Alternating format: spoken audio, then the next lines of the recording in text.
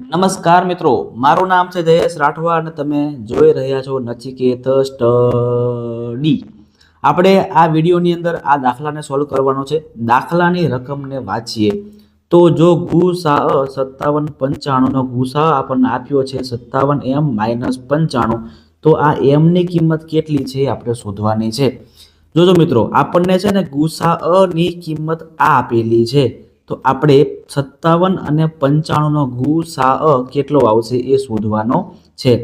તમને આગળના વિડીયોઝમાં જણાવ્યું હતું તેવી રીતે ગુસા આપણે કેવી રીતે શોધવાનો છે.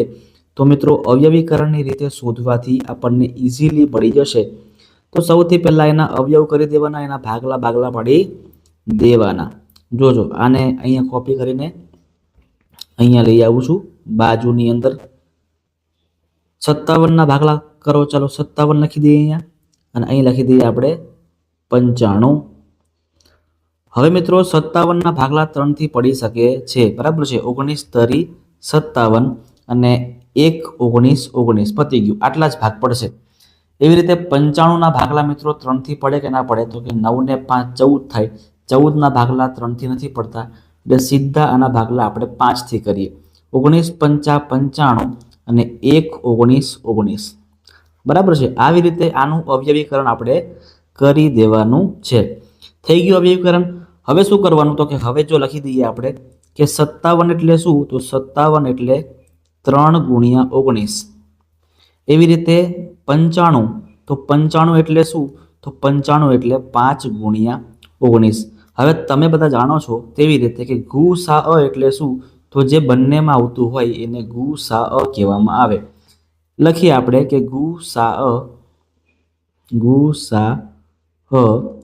જે આપણને આપ્યો છે 57 95 બરાબર 57m-95.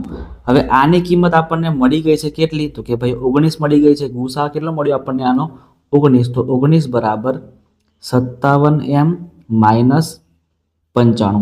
આ -95 ને આ બાજુ લઈ આવો, શું બને, પ્લસ બને. એટલે 19 + 95 બરાબર 57m.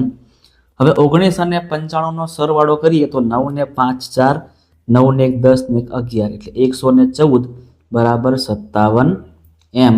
તો m બરાબર શું આવશે મિત્રો, 114/57. 114/57 ઉડાવી દઈએ આને, તો 57 ગુણ્યા 2 કરો તો 114 ના ભાગલા પડશે. એટલે m બરાબર કેટલા મળી ગયા આપણને, 2 મળી ગયા. તો m બરાબર 2 આપણો જવાબ થાય છે.